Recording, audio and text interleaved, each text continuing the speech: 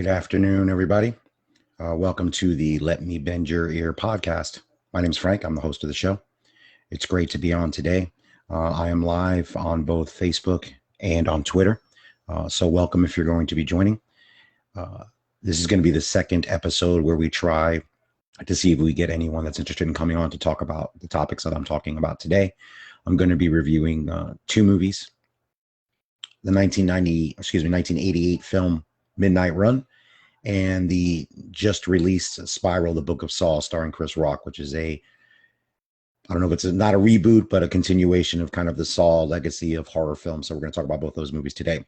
But before I do that, just a couple of housekeeping things. Let me start with the live aspect. So again, I'm live on both Twitter, and on Facebook. I have dropped the link in all of my social media. So on Instagram at Bend Your Ear Pod, on Twitter also at Bend Your Ear Pod, and on Facebook. I have the link to this room. So basically, if you want to join, if you want to comment, you can comment and leave a comment if you don't want to join live about what I'm talking about or any other subjects regarding movies. And if you want to come in, I'll bring you on and then you'll be live with me if you come on here in the next hour or so. I know I said I was going to come on at noon. I figured I'd drop in a little bit early just to get everything set up, but we're ready to get going. So welcome to the Let Me Bend Your Ear podcast. Again, my name is Frank. I am the host of the show. This is a movie podcast, so I discuss and review movies new and old. That's basically the tagline of the show. So again, I hope you enjoy the content. If you've listened before, thanks for coming back to continuing to listen either here on the live video or on the audio feed. If you're a new listener, I hope you like what you see. Feel free to join in, leave a comment, or listen to the podcast or see it on video. So I'll start with the audio part of it first. You can listen to this podcast on Spotify, Apple Podcast, Google Podcast, and wherever you get your podcast. And one thing I would ask, if you do listen to it in the audio format, and this is a very important way you can help the show reach a wider audience, which is what I'm trying to do, is rate and review, specifically if you listen on Apple Podcast. I would appreciate a rating of 5 stars and a review if you like the show. The more ratings and reviews any show gets on these applications, the higher the show will be put in search results. So if somebody is searching for a movie podcast and any particular show has a lot of positive ratings and reviews, those will rise up in the search engine results. So hopefully that'll find more people to check out the podcast. So if you can do that, I'd appreciate it. Again, you can listen on Spotify, Google Podcasts, Apple Podcasts, or wherever you get your podcast. Now, for the video feature, which I've incorporated over the last few episodes, the show has a Facebook channel, which is Let Me Bend Your Ear. You can find it there on facebook.com.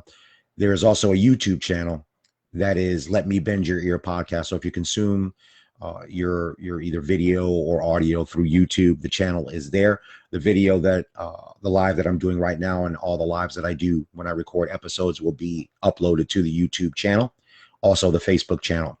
So if you want to watch it there, you can watch them in both places. So I would also ask, if you don't mind, to click and subscribe to the YouTube channel and like the Facebook page.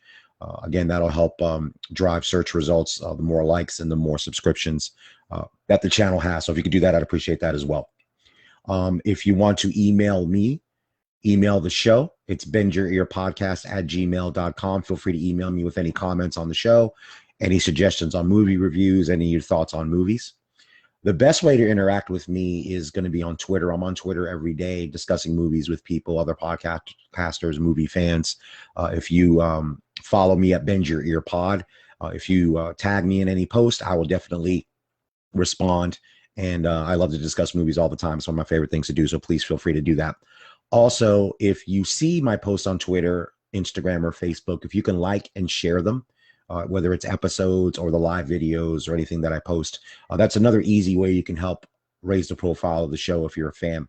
Now, if movie podcasts aren't for you and you peruse and you see this video, you pass by it, but if you know of a friend or family member that likes to talk movies or likes movie podcasts, share it with them as well, because even if you're not particularly a fan of it, there may be someone you know that would enjoy it. So I'd appreciate it if you did that as well. So again, thank you for doing that. Also, like I said, this is going to be a movie podcast. I announced last week that I'm shifting away from the 3-topic format and focusing solely on movies. And I'm glad I did it. I think it's going to see immediate results in the quality of the podcast. So hopefully you feel the same. So again, I'm live now here on Twitter and Facebook. So like I said, I'm going to be discussing Midnight Run and then discussing Spiral. So we're going to talk two movies today. So again, regardless of where I'm at in the podcast, I'm going to just flow like I normally do on an episode. Feel free if you are joining live and you are interested in coming on. Like I said, just click on the link and I'll see you here. Or if you want to leave comments, I will look at the comments here on Facebook and respond if you'd rather just leave a comment on what I'm talking about. Or if it's something about movies that maybe that's not related to this episode, that's okay too. But like I said, hopefully you'll find what we're talking about today engaging. All right, so let's get right into it. I'm going to start with one of my favorite films of all time, and I think it is probably the best action comedy of all time, in my opinion, and that's a high compliment from me. I'm going to be reviewing another one in a couple of weeks that's really good as well, that actually coincidentally has the same director. So Midnight Run was released in 1988. Now, the 1980s were known for kind of the buddy comedy movie. There's a lot of them that came out in that decade. That's my decade. Of course, I'm an 80s kid, so I love the 80s movies. You know, you have Beverly Hills Cop, 48 Hours, Running Scared, this movie, Midnight Run, that I'm going to review. A lot of these movies came out. Lethal Weapon. A lot of these movies came out in the 80s. So today we're going to discuss Midnight Run. So Midnight Run, again, released in 1988. The film stars Robert De Niro, Charles Grodin, and it has a great supporting cast, which I'll get into more in the review.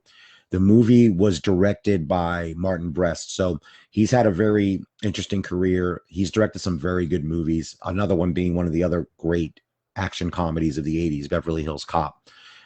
Very good comedy director. He's more known for the fact that he really doesn't direct anymore. He directed the movie Gigli that came out, I think, in 2004 with Jennifer Lopez and Ben Affleck. So if you're a fan of movies and know anything about movie history, you know that movie was pretty much universally panned as a terrible movie. It was an awful flop, and I don't know if it had anything to do with Martin Brest stop making movies, but he definitely hasn't made one since then, and he's kind of, I don't know if recluse is the right word. I think even people that are friends of his, he's just kind of withdrawn from movie making, period, which is unfortunate because he's made some fantastic movies, including this one here, Midnight Run.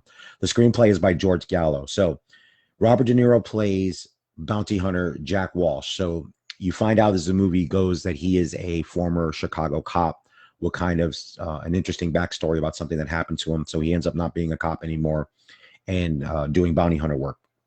So he is hired for a job by Eddie Moscone, played by the great actor Joe Pantoliano, to pick up somebody, an easy job. So the term Midnight Run is something where you pick up someone easy, you get them back. So basically, Moscone hires Jack to get Jonathan Mardukas, who turns out is an accountant who was an accountant for a mafioso in Chicago. Mardukas ended up embezzling millions of dollars and then giving that to charity, and then he went on the run. He jumped bail and went on the run.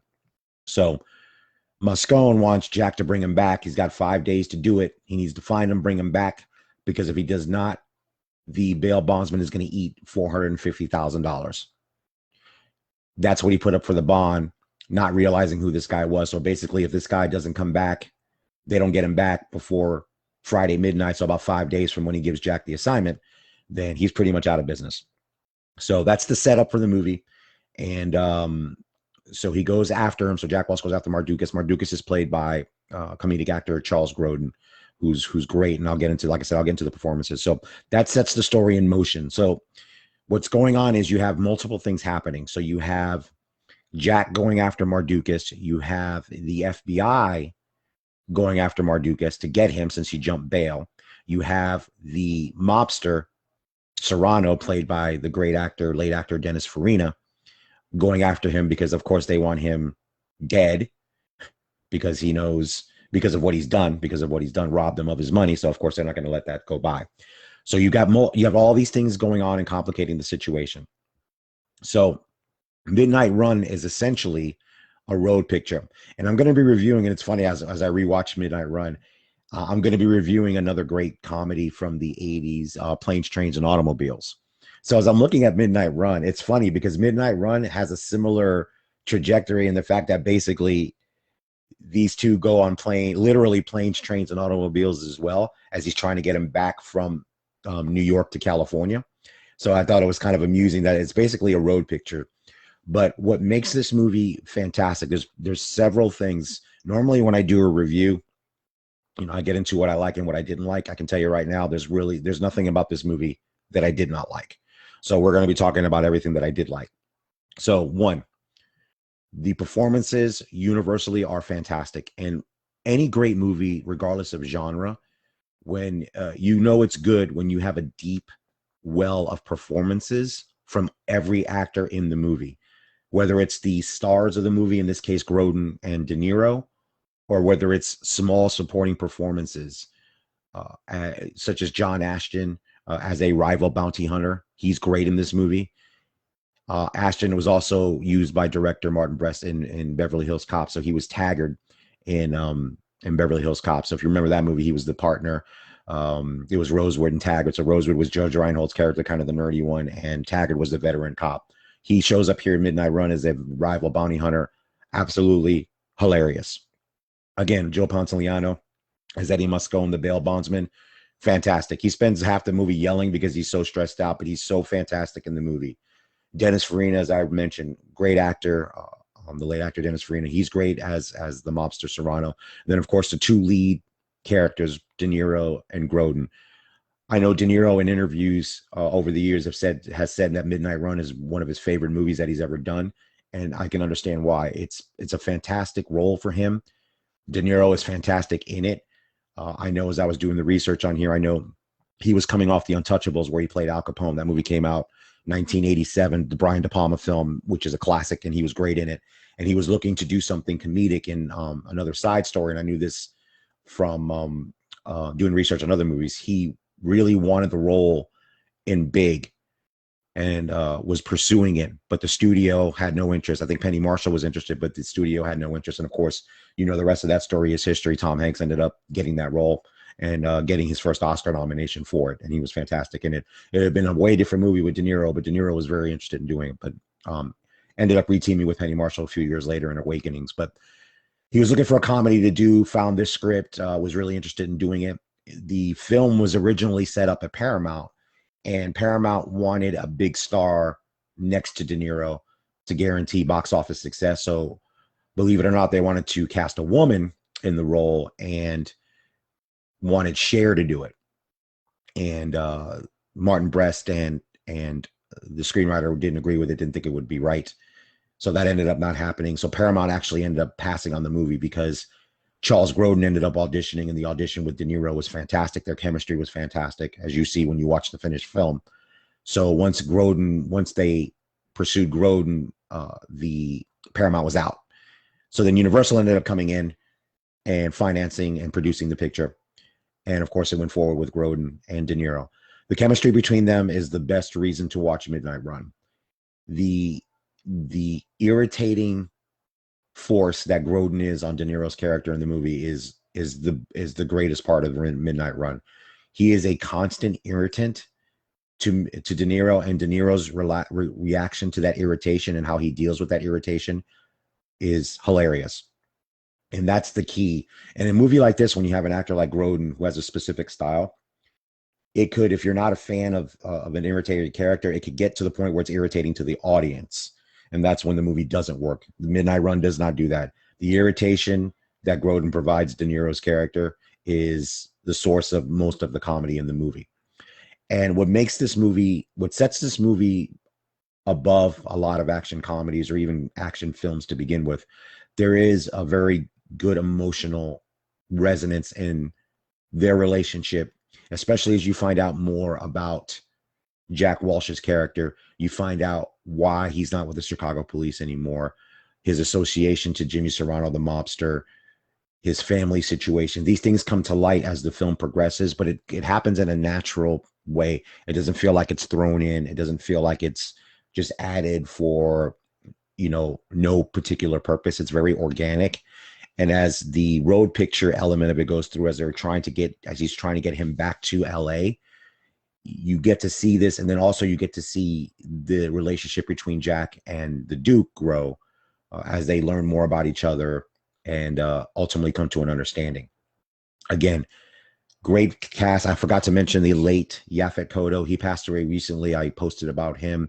Great actor. He was an Alien, probably best known for Homicide: Life on the Street. He was a James Bond villain, but he is Agent Mosley of the FBI in Midnight Run. And he's fantastic with his deadpan, delivery and trying to catch the Duke, and of course go after Jack Walsh, who's going after the Duke.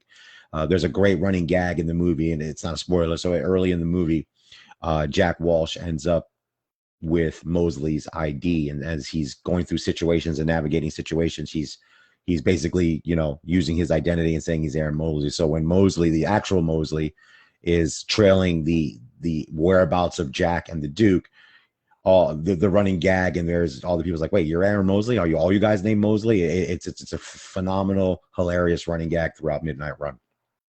And it's a great movie. Like I said, it's a lot of good action, hilarious movie. And like I said, the best thing I can recommend about this movie is like I said, the performances from top to bottom are all fantastic. All add to the movie. Even the smallest role adds to the movie. Small performances from all these actors are just great.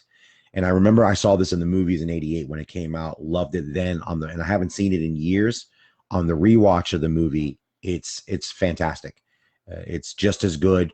It holds up phenomenally well. I still laughed out loud at the things that happen in the movie. And like I said, the acting is the biggest reason to do it. And the screenplay is great. It's got a great script. The direction is fantastic. Martin Brest is very talented at directing comedy and specifically directing action comedies. And when I do get to my review of Beverly Hills Cop, you're going to see a lot of the same comments about that movie as about this movie, which is a testament to his ability as a director of these types of movies. So it's definitely a fantastic movie.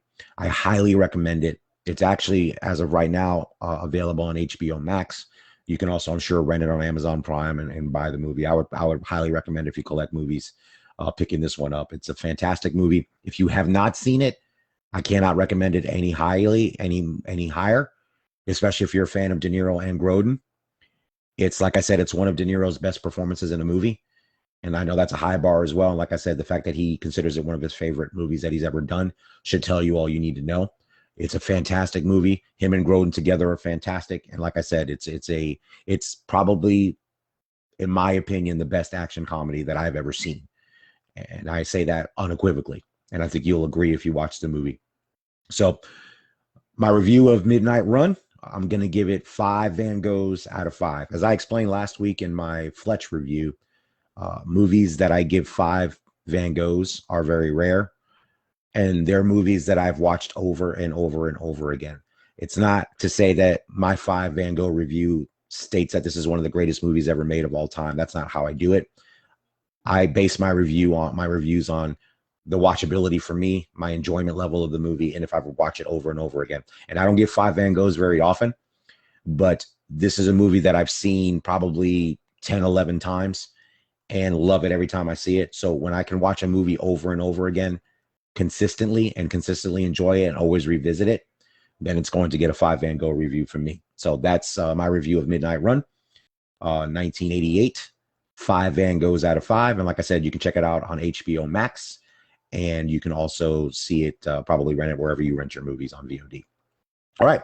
So again, just to remind everybody, I'm live on Facebook and on Twitter. I dropped the link to the room in both my Twitter and Instagram account. So if you want to join me or put a comment in, feel free to do so. Or if you want to jump into the room, I'll bring you in. So going into the next movie is a new one.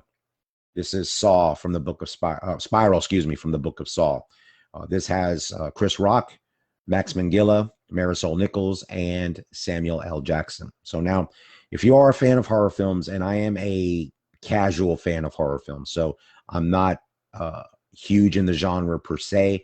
I have an opinion of any genre of movie, no matter what it is. If it's well done or excellent, I'll check it out. But I don't seek out horror movies. Saw is a exception. I've been actually was put onto the series, ironically, by my wife, who is not really a horror movie fan, but she loved this series, specifically the first movie, because she's a fan of movies with puzzles and mysteries, and she really gravitated towards that part of Saw, even though she's not a big fan of the gore. So she actually introduced me to it. I would have probably never even bothered watching them back then had it not been for her introducing me to it. But a lot of them very clever. The stories are clever. You can always argue about which ones are better and the varying qualities of the movies. And now I haven't seen all the way through to the end of the series. I think I got up to 4. I think I missed the last few, and I did not see Jigsaw. But I was interested in seeing this one for a couple of reasons. So I remember back in 2019, I had read an article that had indicated that Chris Rock, the comedian and actor, turned out to be a super fan of Saw, was always a big fan of the movie, and was interested in starring in a Saw movie. And of course, this was after Jigsaw had come out. And Chris Rock actually pitched Lionsgate, the studio that makes these films, an idea to continue the story. He pitched it to them with him as the star, and they were actually interested in doing it. So they announced back in 2019 that it would star Chris Rock and Samuel L. Jackson playing his father. So at the time, that was most of the news that came out. So to me, that was always interesting. One, it's always risky when you try to reboot, sequelize, or do something that's had so many movies and it's so iconic, and apparently the story had been wrapped up. So you always run a risk of a lot of things. The biggest example, I give this Toy Story 4. I'm not a big fan of Toy Story 4. Toy Story 3 to me was the perfect ending of that series. So to reboot or bring something back or sequelize something, you really have to set a high bar to make sure that you're adding to the greatness of whatever you're trying to do. And I know there's a lot of hardcore fans of Saw, and look, it's made, so much money. So obviously it's been successful, but I was interested in what Chris Rock would bring to it. So Chris Rock came up with the story idea. So it looks like there was a screenplay written, and then he did a polish on the screenplay and made the movie. So Spiral is a detective story. So Chris Rock plays a detective on the LA Police Department. His father, Samuel L. Jackson, used to be the chief, is not anymore. So as the movie opens, you see a police officer on a pursuit of a purse snatcher, and the purse snatcher goes down into the sewer, and he goes down there as well and ends up becoming captured by an unknown person and set up in the first of many traps. As if you're a fan of Saw, the elaborate, torturous traps that people are put in. And they're put in usually because they've done something egregious or some kind of sin they've committed that they haven't received punishment for. And it's the same kind of premise. Play a game. You have your choice of whether you live or die, and what happens. So you can either maim yourself in some way to survive, or if you don't, then obviously you end up dead. So Chris Rock's character is set in motion to investigate these crimes. And that's kind of this, it's a pretty simple setup. So let me talk about what I liked about the movie. So Chris Rock, of course, obviously with his persona, and, he's a very good actor and obviously a phenomenal comedian. And he brings both of those elements to this performance. So his performance is really good.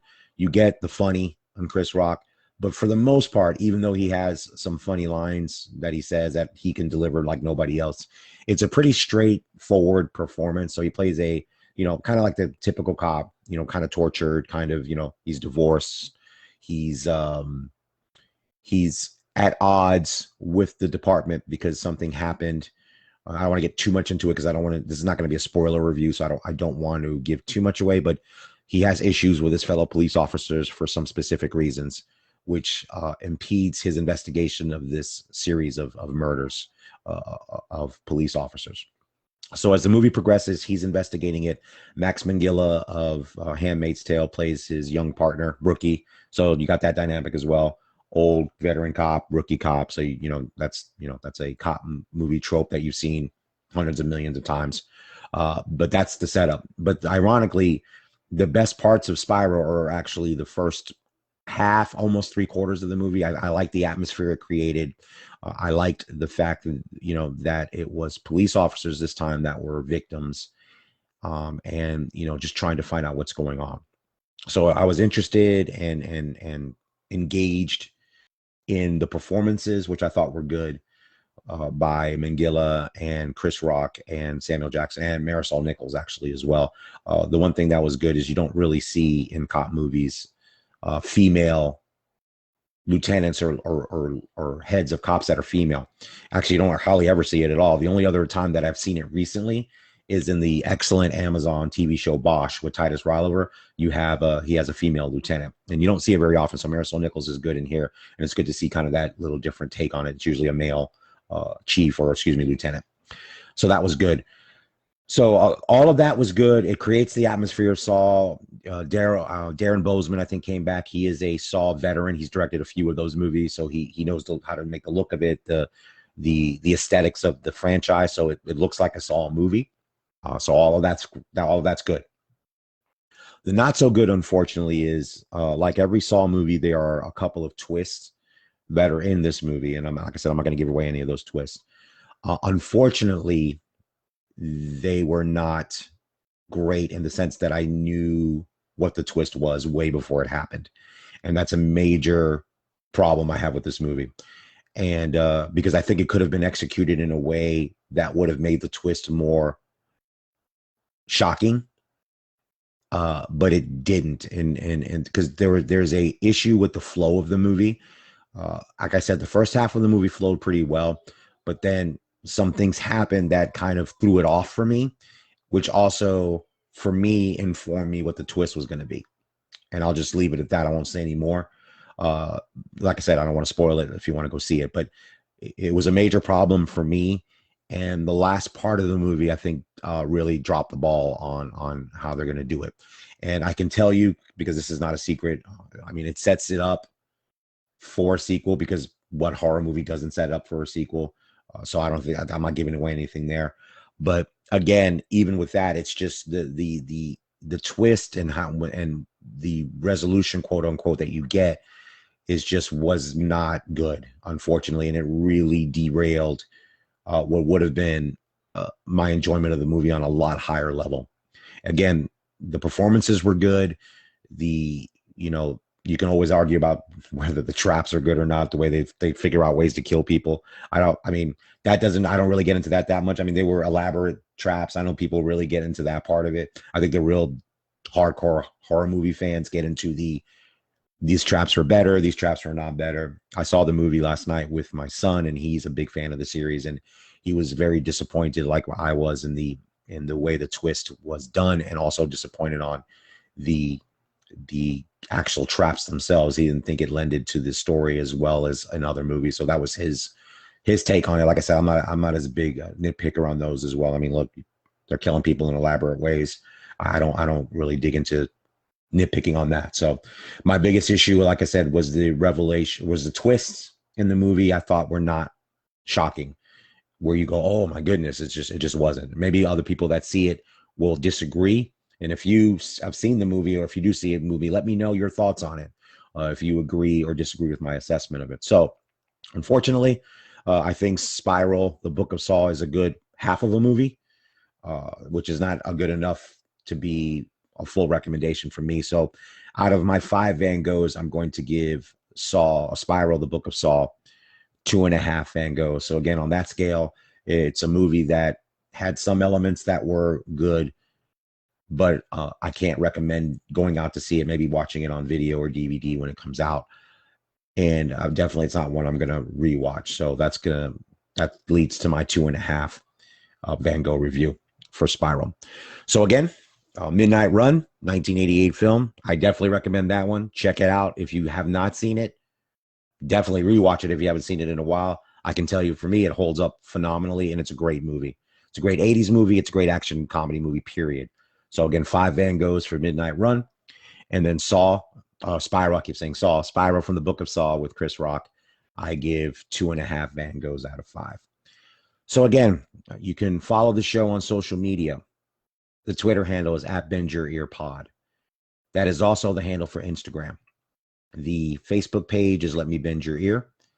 The YouTube channel is Let Me Bend Your Ear Podcast. So again, you can watch these episodes now if you're watching live. Thank you for joining. If you watch them later, that's great. Or like I said, if you go to the audio podcast feed, that's great. This is an audio podcast first and foremost. So if that's the primary way you listen to it, I appreciate that. Again, I'm trying to engage more viewers and listeners. I'm trying to grow the show. Like I said, I've gotten more downloads in the last month than I've had in a while. So I appreciate that. So thank you for people that have downloaded the podcast, whether you've tried it once and moved on or whether you're continuing to listen. My download numbers have gone up. So I really appreciate that. And hopefully that's reflecting the work that I'm putting into it. And I'm going to continue to do it. And it's not work to me. I really enjoy doing this podcast. So again, if you can help spread the word, that would really help me out. And I would really appreciate it.